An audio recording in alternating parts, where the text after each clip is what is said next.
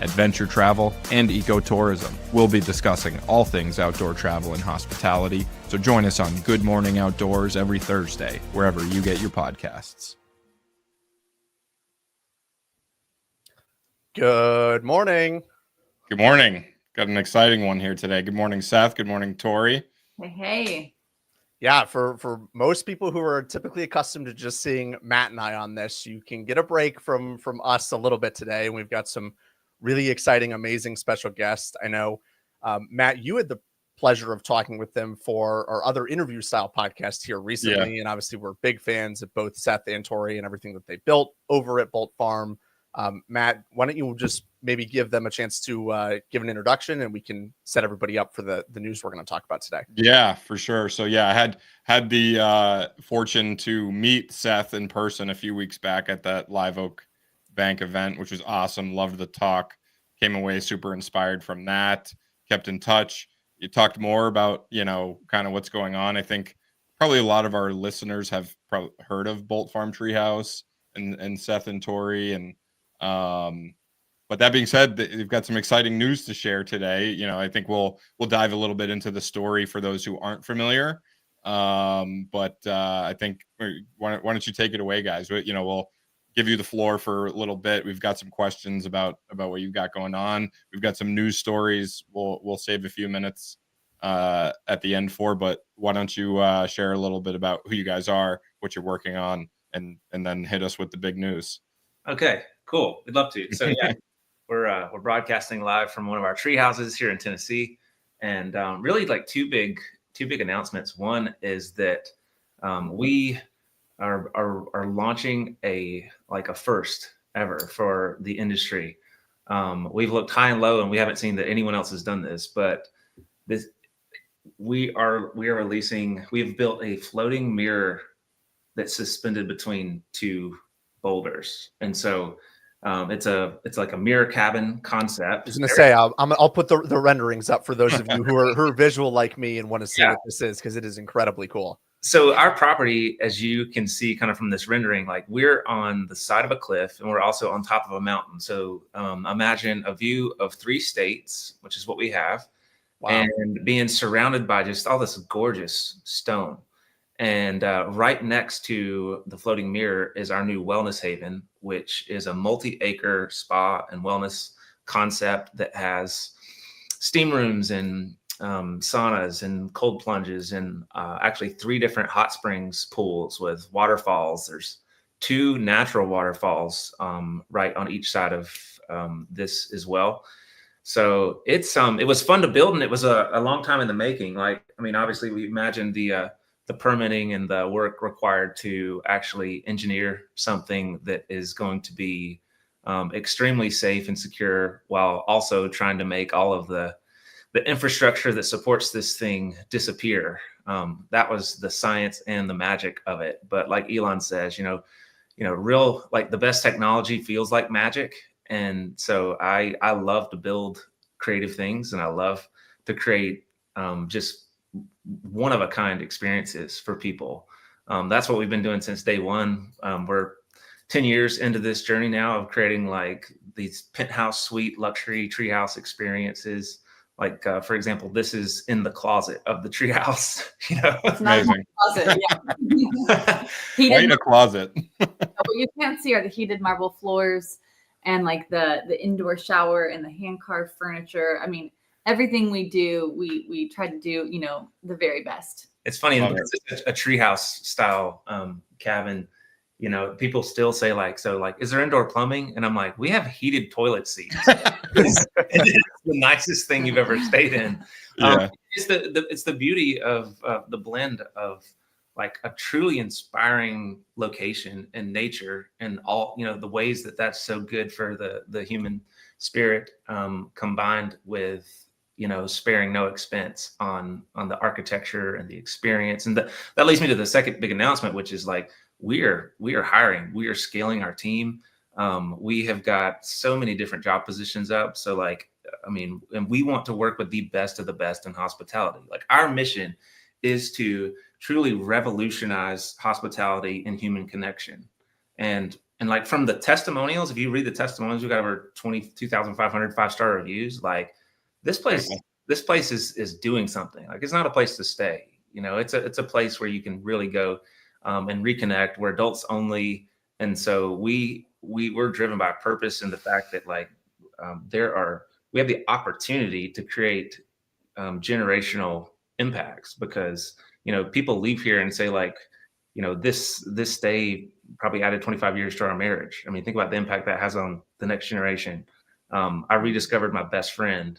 I gained clarity on like the road ahead and how I'm going to lead my team or my business to the next level, things like that. Right. So, I mean, that's what really charges us up and does, I guess, gives us the strength to develop a mountaintop, which is not easy, but we're at 20. Right. We're growing. We'll double in size in terms of the number of villas we have on top of this mountain over the next 18 months. And so our team is going to grow as well. And so we're looking for people who like love nature, love being on top of the world, literally, physically, and helping people. And Nice. so guys, what was it about this that you said, you know, if you're being that this would be an industry first, like where did this idea come from? What made you say like, we're going to test the boundaries of what architecture and design can really come together, and you guys having this really uniquely positioned part of the property? Was it something that one day you looked at the space and said, this is what I think needs to go here? Or where did the idea for this unit even come from? I believe it is a fundamental mistake to sit behind a laptop or office and design a nature resort or any sort of thing, like and decide, okay, well, how many units can we get on this and what can we do? I mean, like we go the opposite direction. Like we camped in a tent on this property and like experience like where's the sunrise and where's the sunset and what's it like and what are the sounds and how do we want to position each and every unit. And like I go to like all links. Like I'll have the surveyors come back like 5 times if that's what it takes to make sure that tree is like right outside the kitchen window. You know, like if that gives you a sense of like how detail oriented we are about the experience, and people feel that like when you experience that level of thoughtfulness, you know, 100 times over during a vacation, you know, you feel it. You either consciously recognize it or subconsciously you just feel like you're at Disneyland for adults or something. Yeah, I love it. I love it. Really like it was like letting the land really tell me what it wanted to be. And we had this super unique piece with these rock outcroppings and everything. And I was like, something wants to be here, you know? And so I got to measuring and thinking about it and dreaming about it. And I was like, I think we need to have an experience, a one-of-a-kind experience on the property, just like this, that still gives people that view of 3 states and then access to the new wellness haven as part of the accommodation. Incredible. I think it's important to note here that, you know, the creativity is what leads the experience, the guest experience, the uniqueness of everything that you're doing. You know, it's so clear that you guys lead with that. And it's something that I think is so hard for a lot of people that are entering this space to kind of adopt and wrap their minds around. You mentioned like, don't design it from a laptop. Like, I think so many people get stuck in the spreadsheet, and like, yeah, almost to some degree, what you guys are doing is like, cost is really no object. I'm sure that's not actually true. You know, the numbers matter, and you guys are doing wonderful things with the numbers, but like, you're not leading with that. At least that's not how I perceive it. So I think that's something very special. Am I kind of onto something with that, or am I way off base? Tori says that's how I like to spend money. That's how he would like. No, we've got our budget, we've got our numbers to hit. I would say like we definitely have our budget. Like we're a swampy family business, you know, like we don't have like big investors that, you know, behind the scenes just pumping money into our business. We just try to spend money on the things that really matter, that like that's high touch, high experience for the guest. And then where can we save in other areas? And so I think a good example of that was the wellness haven. As we were dreaming that up, I say we started with Seth. He's dreaming, I'm do it. He's like getting quotes for this like giant like infinity pool on the side of the mountain, which would have been awesome. But it was, what was the quote? Like $1 million. Oh yeah, it would have been over $1 million. Over $1 million for one single pool. And he's like, no, it just doesn't feel like a good use of that money. Like it's one feature. How can we use that same amount of money and make multiple features. And that's what we created today, you know, with the multiple hot springs, the cold plunge, all of that for like the same cost of the pool. So we're just trying to, yeah, we I guess we use the money, you know, I guess we play smarter. For sure. No, yeah, you guys are crushing it. So the pragmatic spreadsheet guy in me has some questions. Like, Let's go. When I see this unit, I immediately think that must have been quite an engineering bill to you know, feel secure about doing something like this. So was that? I mean, you said it was a long time in the making. I would assume a lot went into the engineering for this. Oh yeah, like the geo testing, you know, boring samples of the rocks to make sure that they could hold the giant steel beams that would span across underneath, that would, you know, that we would ultimately hide and conceal so that it appears to be floating. But yeah, it's not actually floating. It's, but that was the thing. And you know, I'll say this too. Like, I think like nothing ventured, nothing gained, right? Some things, like, if it's not a risk and if failure is not an option, then I don't think it's really that you're trying hard enough. You know, Sure. I mean, failure has been an option this entire time, and it's been like a 2.5-year journey on this one thing from concept. But like, that was the same thing was true before the first treehouse was built. Like, it literally took me 2 years to convince anyone to build the first treehouse with me, and it was ultimately built on the farm that I grew up on. That's how we got our name. Our last name's Bolt Farm. Yeah. We built the treehouse there. Built it with my dad. You know, but they were like, you know, we live in a small country town in South Carolina, and they're like, no one visits here. So like, how are you going to get anyone to come stay in a treehouse? And like, who's going to rent a treehouse? And this was like in 2013 when I was like laying out the case for them. And so, being a spreadsheet guy myself, I was like, okay, let me show you. Like, there's a couple examples of people who are doing this, and they're crushing, and I think we can too, and I can do it better than them. And finally, my dad was like, okay, let's build this. You know, he's in construction. I grew up in construction. Love it. It's like a merger of like my creative brain and my engineering, you know, and that side of my brain to launch this and get it off the ground. I met Tori during the process, so then I was inspired by love to make this where we would honeymoon ultimately. So we got married on the farm, honeymooned in the treehouse, and had like just this quiet, sacred space where we had no distractions, no interruptions. We were inspired by our surroundings, and inspired all kinds of great conversation, where we could just, you know, dream out loud and journal and pray and just like figure out, okay, what do we want life to be like? Like, you know, we felt like we've got a lot of potential and this power couple type energy. And we're like, where do we want to channel that? How can we do the most good with it? How can we impact the most people? And then by the end of that honeymoon, we were like, I think we need to do more of this. Like, this is this lightning in a bottle here. And we feel fortunate to be in this position. And sometimes it's a heavy weight to carry, but I think the hard work is worth it when you hear the stories. And like, we're on property all the time. So like, we get that direct feedback, and that fuels us to keep going. And we have an incredible feedback loop. And I think part of how we've been able to accelerate and become one of the biggest brands in the outdoor hospitality space is because we're that connected to our people, to our guests. And then we also have been steadily recruiting a stable of stallions to help us with this, because it's a really big undertaking. There's a lot of people to serve. Love it. That was something that really struck me. You know, I listened to a few podcasts that you guys were on, and, you know, I keep tabs on the industry by seeing who's hiring. And that just really struck me to see the level of detail in the hiring, the roles that were open. And like my first reaction was like, wait, are they opening like 10 more locations?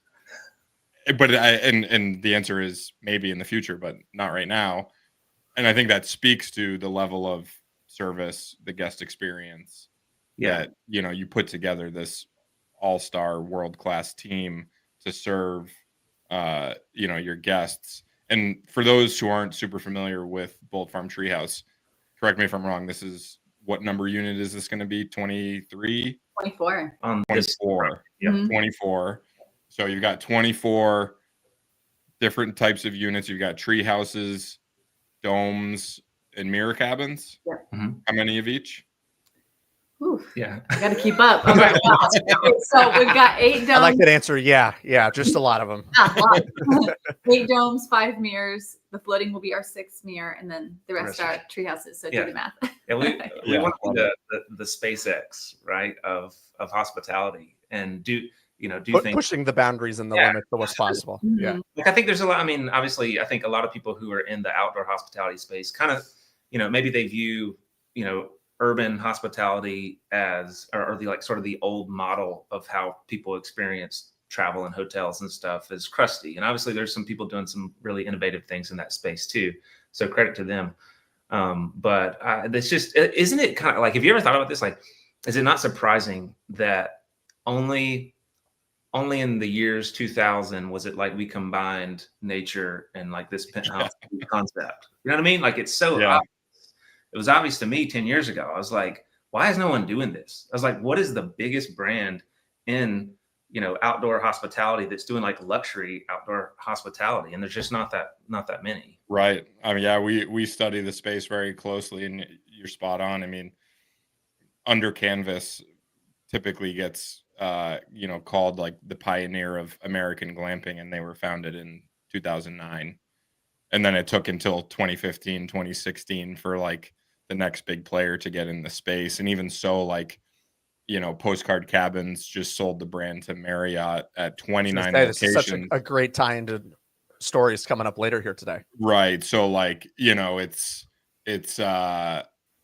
we're in the infancy stage of this business, and it's always, we Alex and I started in the old fashioned camping business and have kind of gone upstream and upmarket to glamping and then luxury cabins, and kind of there's this new like landscape hotels, landscape resorts, outdoor lodging, outdoor resorts, and there's segments kind of developing of like mid-scale, $200 to $300 a night, and then upscale. I mean, you guys are obviously offering such a unique experience and so much more than just heads in beds that you can command a really incredible ADR.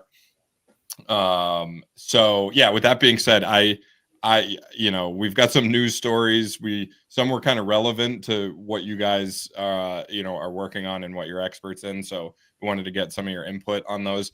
I do have a hard stop in about 9 minutes. I got to catch a flight. But you guys can stay on with Alex and continue.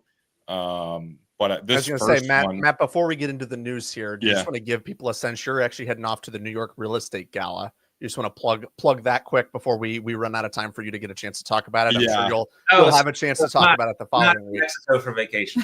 No, I'm flying from Syracuse, New York to Manhattan to attend this. It shows you the power of social media.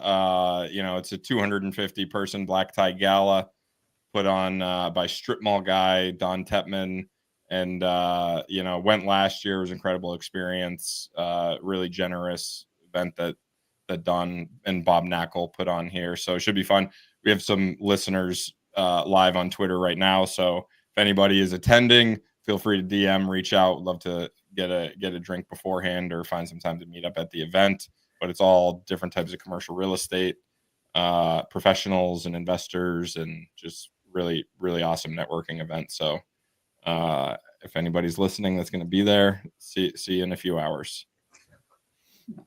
Love it. And with that being said, we kind of started talking about a good tie into our first story today. And really, this was it came out in Thrillist, but I think Matt, you and I both saw it in Woodall's and some other places as well. Yeah. This is pretty highly trafficked this week.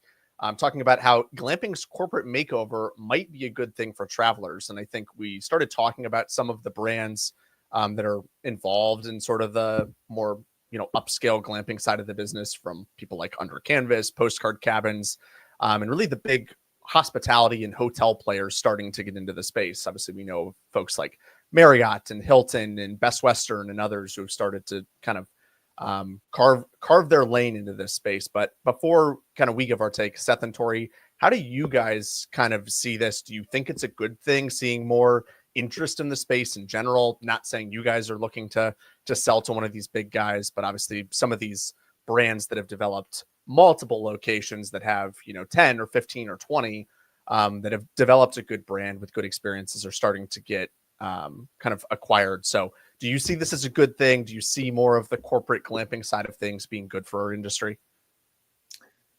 So I'll take both sides on this, because I think in some regards, like there will be a professional standard that would prevent some people from trying glamping and being disappointed by it. And so obviously, I mean, I see that as a risk to us when people go, like they try to do some kind of outdoor hospitality concept and it's half baked, then, that's not a good experience, and it might make you never want to do that again. So I think that's on the micro. On the macro, I was talking to one of our advisors. He basically helped launch the Montage brand. And he said, he has heard so many of his customers say recently that, corporate interests, private equity, and specifically like the revenue managers have ruined some of the most prestigious hotels. Like they're like the Ritz-Carlton experience or the Four Seasons or those, it's not the same. And why is that? And I think it's because, they go in there and they start looking at how they can value engineer everything. And when, one by one, like on the individual level, it doesn't appear that you're going to really impact the experience that much, but it becomes like death by 1,000 cuts, where you're just taking away a little bit here, a little bit there. And before you know it, the magic that came from, a founder-led company, a visionary, doing certain things a particular way because someone truly believes they matter, that's lost in translation when private equity comes in and decides that they want to do something else and just really squeeze the lemon as hard as they can to make as much lemonade. Like, what's left for the guests to enjoy if you're like basically just creating something that's mainly a profit machine and not a people driven experience, purpose driven kind of thing. Yeah. So for us, I mean, what we see also is like a lot of the people who are coming to work for Bolt Farm did work at some of these companies, and then they saw the difference themselves, and they were like, you know what, I'm out on this. Like, this is not the same. Like, we've lost the plot, and we're like, our goal is not to sell to private equity. We own this 100%. We're fully in control of our own destiny. We're able to steer and outmaneuver really fast. There's no corporate red tape. There's no baloney that you would deal with bigger corporations. Like, our people have a voice, and we are an idea meritocracy. So like, I want to know, how can we solve this problem? And if that solution comes from a housekeeper or a senior manager, like, it doesn't matter to me. We're like, we get in a room together. We're like, let's solve this. We're like, cool, we're going to go with that. Let's do it. And then the next day we're implementing change. Like, that's the pace at which I thrive on, and this business is thriving on. And that's something that I think will be a huge detriment to, evolution. And then also, ultimately the guest experience, like it become homogenized as well. So what you want, great. But like, I think people really look to outdoor hospitality for a new experience and a fresh experience. The best versions of that are founder led. And it's from people that see, that they're building something for generational impact, not to like pump and dump to private equity. Yeah, for sure. Yeah, I was super excited to get your input on this kind of idea and concept, because I think it, you use the word homogenize, and I think of like kind of the commoditization of the industry, right? Marriott goes and buys 30 postcard cabins locations, which, I mean, to start, that was, there's two different kinds of units. They're all painted. They're all the same black stained cedar, the same floor plan. It's a great concept, and I'm a big fan of their model, but like, it's the opposite end of the spectrum of what you guys are doing here. And so I just think it's super interesting that, like, people use the cliche of having a moat in business. And I think you guys have this incredible moat, which is really just to say that you've created a lot of unique, really compelling and compounding successes over and over again, creating this really awesome guest experience that for your business it should be encouraging as hell. I mean, it's kind of depressing for the industry on the you know, on the pessimistic view of what this all might mean, but for a Bolt Farm treehouse type location, it's further separation from kind of the mean, and should mean, you know, more demand for what you guys got going on there, which I think is super interesting. You know, it's an interesting time in the industry. It's not I don't think anyone really knows what's going to happen. You know, we're all kind of guessing. Everyone's kind of paving their own way and figuring out their path. There's no blueprint. I think you guys are a perfect example of that. That, you know, it's you're I think you're creating the blueprint for people like myself, like maybe an aspiring developer who wants to have a unique location. You guys are kind of laying the foundation there. So, that being said, I'm gonna jump out here.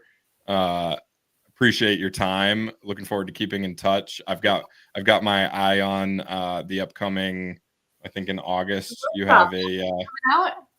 Wait, I'm talking to my wife about it, but I'm a big fan, and I've got my eye on that. So before you guys hang up, definitely tell the people about what you got going on with the workshops and everything. And with that, I'll leave you all to it. And thanks so much. Awesome. Yeah. Thanks, Matt. Hope have a great time in New York. Looking forward to hearing about it more next week on the next episode. Awesome. Thanks all. All right. See ya. All right, guys. So with that, we can jump in. We've got a few more stories to kind of run through the rest of today. We'll kind of speed run through this. We try and keep this to around 40 minutes. I know we've had a great chance to talk a little bit about your story. So we'll kind of go through some industry news. I'll give you guys a chance to kind of add your commentary and touch to it as we run through this. So our next story from Outside Magazine. Matt and I talked a little bit about this last week, really talking about outdoor gear and how people more and more today, it's becoming kind of a cool thing to look like you like the outdoors, even if you're from the city, somebody from New York or Chicago. You kind of we've heard about, like, you know, the finance people with the Patagonia vest, or you've got a nice pair of wingtip boots and all of the outdoor gear and experiences that I think people feel that calling to, even if they can't participate in the outdoors on a daily basis. They want to wear it. They want to try and experience it. They want to feel like they're a part of it. But really, this is kind of coming on the news of obviously recent tariffs coming in, and a lot of outdoor gear folks, as cited by the Outdoor Industry Association, almost 84% of people are saying that their business has really been impacted by the tariffs, and they're actually starting to potentially look at taking losses on products, or really having to raise rates for different types of gear, like footwear, you know, hammocks, kayaks, all the kind of expensive stuff that you would need to make an adventure. So have you heard anything about this from any of your customers, people who maybe are experiencing the outdoor economy where you guys are? Is this something that you're kind of paying attention to or seeing yourselves? We're not hearing that from our people, but I mean, I think our customers, because, you know, our average daily rates, you know, north of $700, Right. know, it's like there's more of the crowd that, like, they're not really looking at the exact cost of the gas that they put in their car, or like, whatever, you know what I mean? And so Right. they're going on a vacation and they want to, you know, look the part, or, you know, or buy new gear, then they just do it. You know? So, I mean, on the whole, it's like, you know, the price of everything's going up. Like, you can't print trillions of dollars and expect prices not to go up. So, yeah. And I would add to that, I guess, like, I think the property vibe here leans a little bit more towards wellness than that adventure. Like, yes, Chattanooga is very much known for like that outdoor adventure, the rock climbing, the kayaking. But like here, people are coming just to be, like, they come here, they want the treehouse experience, they want the spa day, you know. So it's like it's a little bit of a different vibe, I guess.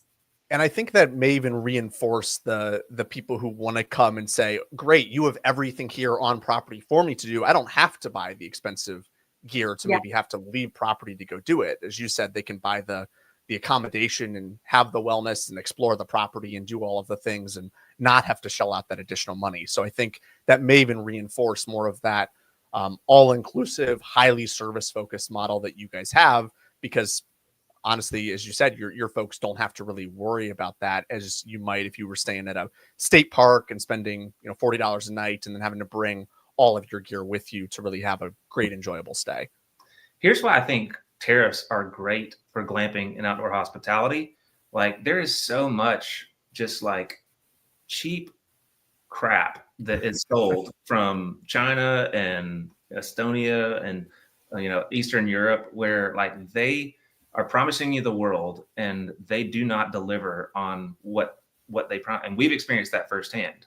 We've bought things that like it's supposed to be turnkey. It didn't pass code. It cost us 6 figures to actually get it up to code because we had to rewire the whole thing.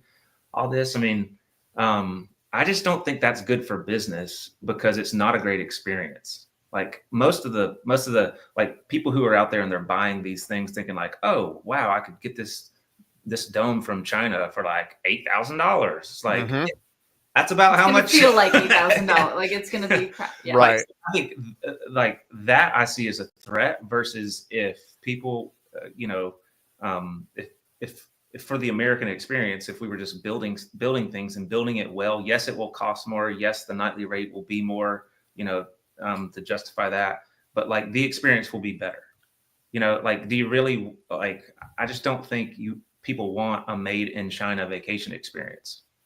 Right. And I think it, as you said, it definitely cheapens the experience. And especially when folks lump in an $8,000 dome in with something like the experiences you guys have. And we call all of that glamping when people think about that. And you could have somebody who has a really horrible experience in that with a really, cheap canvas, or it's probably not even, real good canvas covering. It's some sort of like, plastic sheeting cover or something on top of the dome, who knows, for those horror stories of like the thing completely falling apart as somebody staying in it, right? Because it's just not put together well or not made well.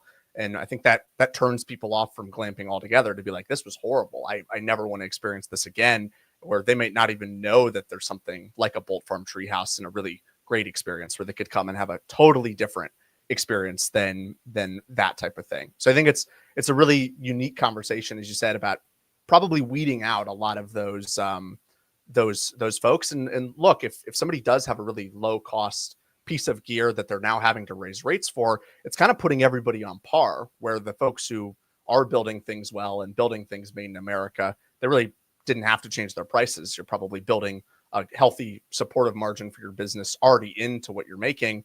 And now everybody else is kind of having to rise to that level. And it's a really good indicator of like, well, what's already good quality and what's not. And you can really see that once the prices kind of start to level out a little bit. So I think that's a really interesting point.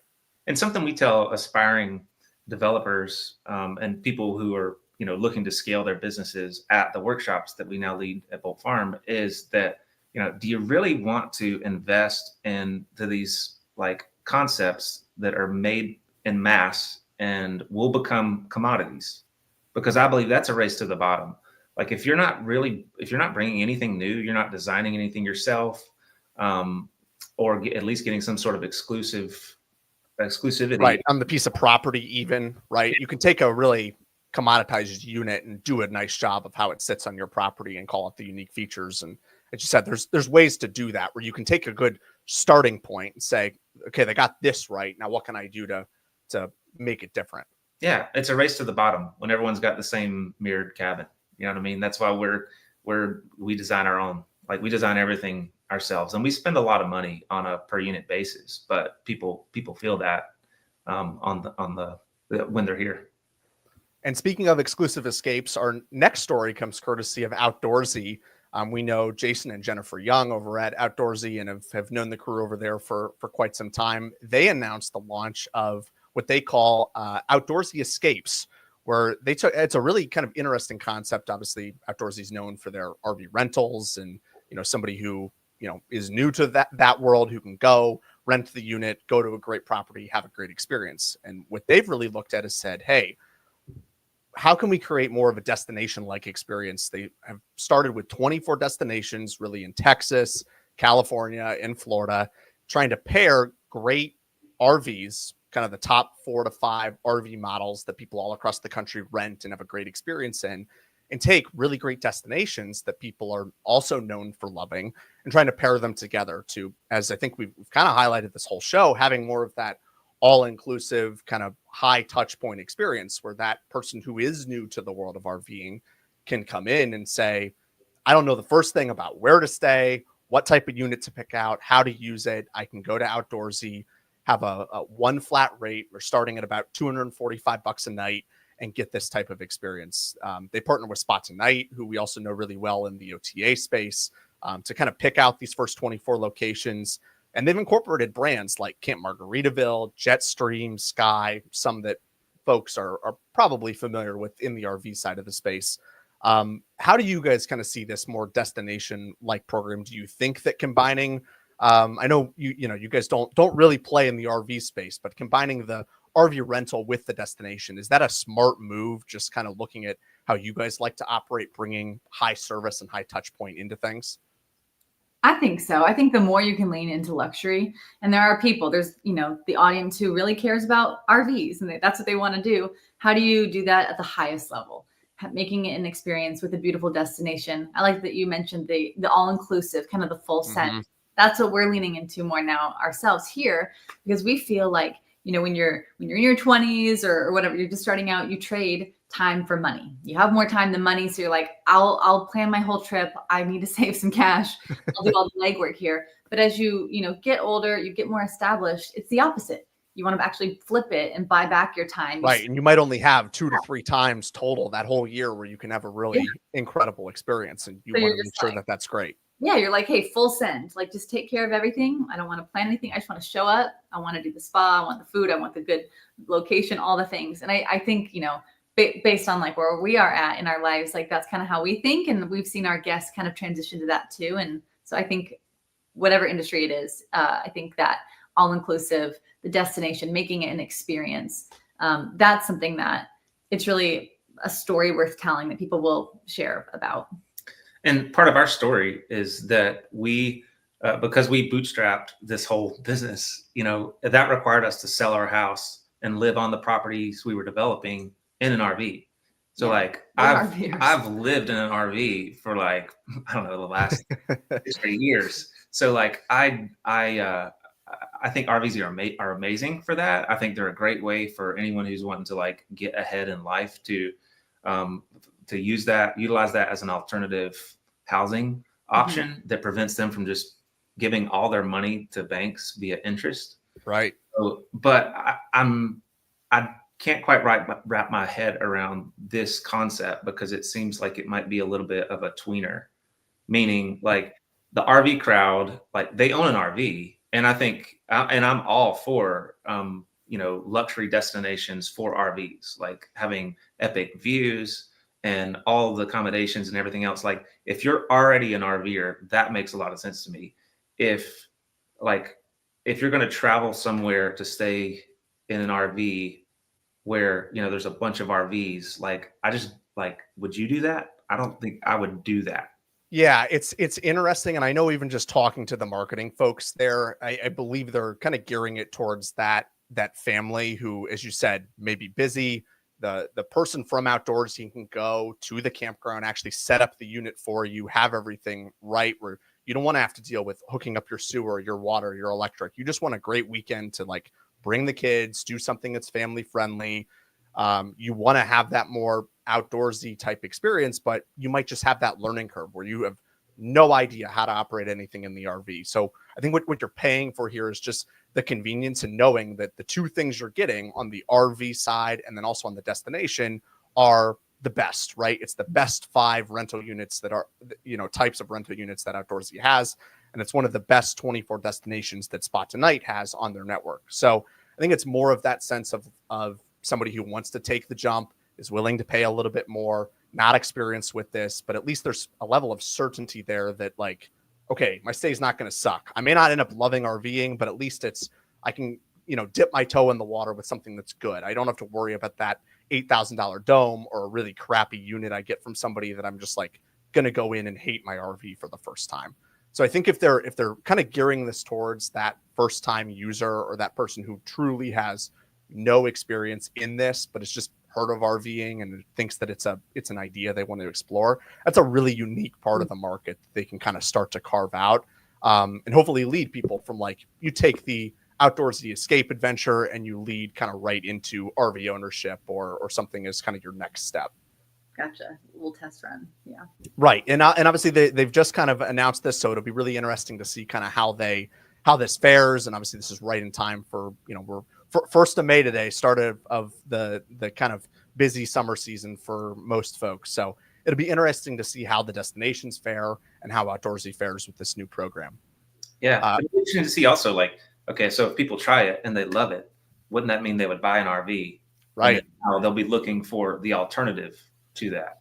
Right. And so in some ways, you might actually be helping people get out of the Outdoorsy rental network unintentionally. If they kind of go and fall in love with it and end up buying an RV, that's kind of it's an interesting part of it for sure. Because obviously they want that renter, both to get units from people looking to rent their RVs, but also the consumer who's coming to try and stay in one. So yeah, it's really interesting. If they do too good of a job, they might actually lose some customers. So it'll be interesting to explore that as well.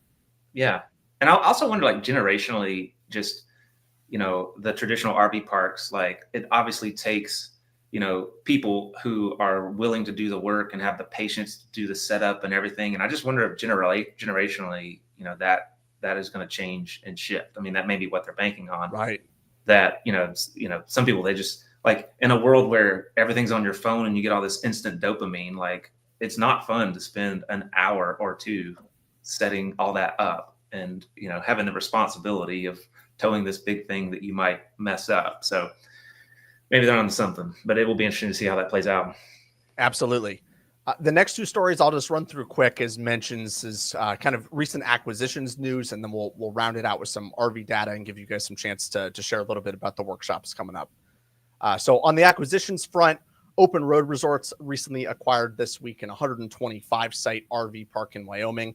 This marks their 6th acquisition in their 5-year history. They launched, I think I might have done that the other way. They launched back in 2019. This is either acquisition number 5 or 6 properties for them in that span of time.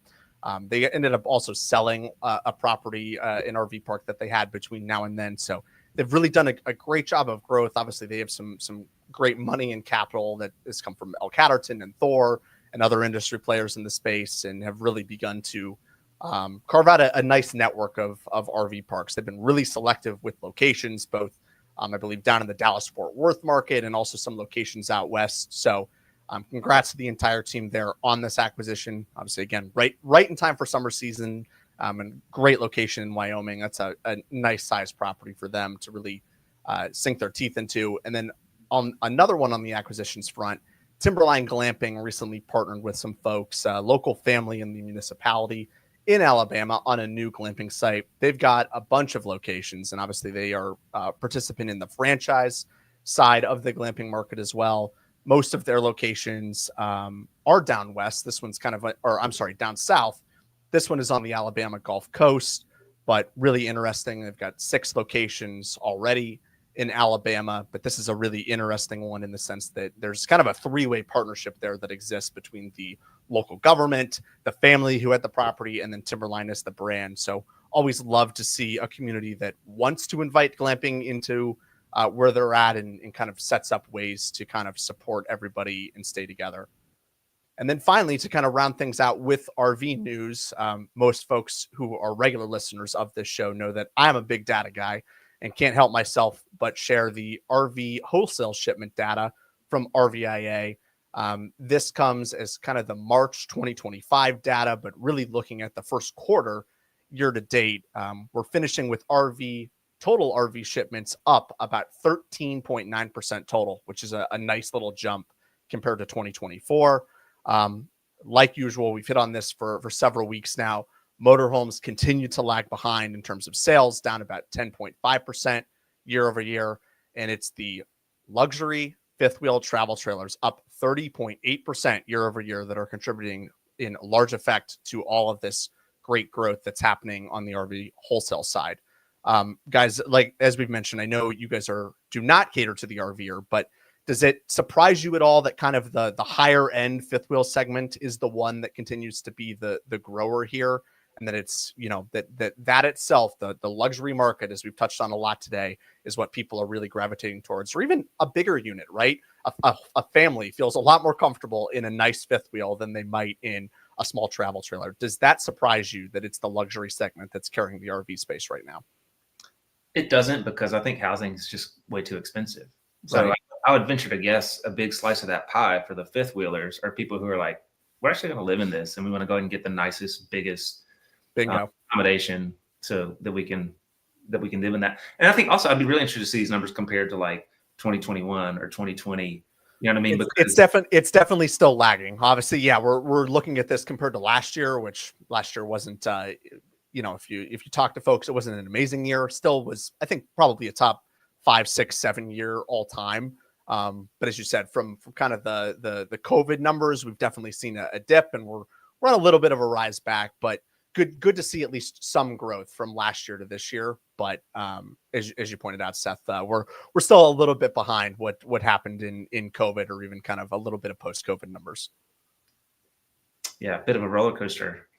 Absolutely. It's nice to see people are still RVing though, and obviously nice to see that the larger units with more families that are, this is something that people, yes, it's an investment, but it is still cheaper than housing, and it's something that most people are probably going to have for the next 5, 10, 15 years. So it's a nice signal of strength, the future of outdoor hospitality and people getting outdoors and continuing to travel. And then, guys, as we wrap up, as promised, want to give you a little bit of a chance to plug sort of the workshops that you guys are going to be hosting coming up in August, right? Yeah. It's cool that Matt announced that he'll be there. No, I'm just kidding. No, but we'll try. We're busy, obviously, with camping season ourselves, but we will certainly try. I'm playing, but yeah, I mean, because we've been in this business for 10 years, we've done every facet of the business ourselves, figuring it out on our own. And looking back, we could have really compressed time had we surrounded ourselves with mentors of people who had been ahead of us and done what we were trying to do. And so now that is the game that we play. We surround ourselves with mentors. We invest 6 figures into our own development and having those people in our corner. And we want to be that for others, so that we can help people scale their short-term rental or get in the game. Because I think when you're first starting out, you're like, I have a cool property or a cool concept, but I have no idea how to get started. And if you do that blindly, that's a recipe for disaster. You're going to lose so much money. And while, we are a unique experiential resort, we've talked a lot today about RV parks and campgrounds and whatnot. And I think that applies to those folks too. Just yesterday I was at Heather Blankenship's mastermind group talking to them, and she's Heather. a killer in the RV park. She's the queen of RV parks. Absolutely. But I was taking them through this framework, and they're like, wow, like this really applies as well. So I think it's really for anybody in the outdoor hospitality space. If you want to scale your business, and that doesn't necessarily have to mean 50 plus units. It could just mean you want to boost your profitability. But if you want to play smarter and either grow your business or get started, come out. We do these workshops at Bolt Farm. So it's really cool. It's intimate. It's like 15 businesses. And you're here in the core of everything that we do, sing behind the curtain, sing our ops buildings, our construction site, a tour of every villa. And again, we keep it really intimate. We're really selective of who's in the room because we want to make sure that it's people that we can truly help.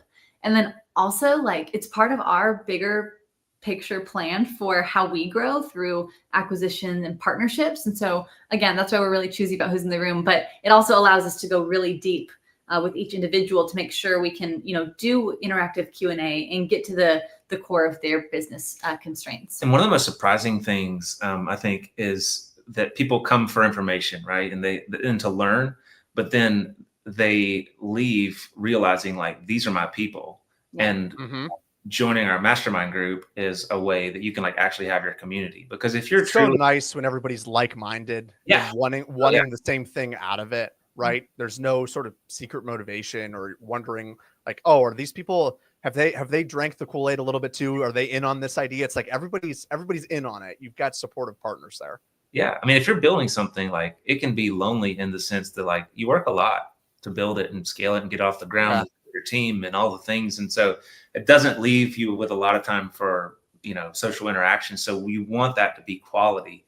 And you want to, I think we feel the most energized when we're around people who are also building big things and doing big things and getting to hear, their strategies for success and what's working for them. And so we've got a whole mastermind group and platform where we literally, everyone's in there sharing value on a daily basis of what they're doing. I mean, from the simple is look, this is the exact brand of robe that we use and people love them, to use this spreadsheet the next time you buy a property, or, you know, this is how you need to be thinking about scaling your occupancy during your low season and what you can do, and marketing tips and tricks and resources to connect with. So it's been a lot of fun. And we've gotten just great feedback from it. So it's encouraged us to keep doing it. Love that. And where can people go if they're interested in kind of talking more or seeing if this is a good fit? Where can people go to find more information about the workshops, or even connect with you guys if they've want to learn more about what Bolt Farm has to offer? Yeah, the best place is our website, Bolt Farm Treehouse. It's right there on the screen, boltfarmtreehouse.com. And you can see the workshop under events. And then also on social, you know, we're on all the places. I would say we're probably the most active on Instagram, and you can always see info about that there. Wonderful. Seth and Tori, thank you guys so much for joining Matt and I today. You guys are a wealth of knowledge, and really appreciate you coming on to share some news. It was obviously amazing seeing the renderings of those mirrored cabin unit. I'm going to have to get out there myself. You may see Matt and I both kind of planning and scheming how we can get down there to check it out, and maybe we can do another Good Morning Outdoors on site. Yeah, that'd be cool. That'd be cool. Yeah. Like, you know, live from the floating view mirror of cabin. Exactly. in the background. Yeah. We'll do a podcast from a treehouse. How about That's it, man. That would be an industry first, I think. I don't know that's been done, at least not here on Hospitality FM. Yeah. But guys, thank you again so much for taking some time. Know you're incredibly busy, and really appreciate you joining Matt and I here today. Yeah. Thank you. Alex. Bye. See you soon. All right, thanks, guys.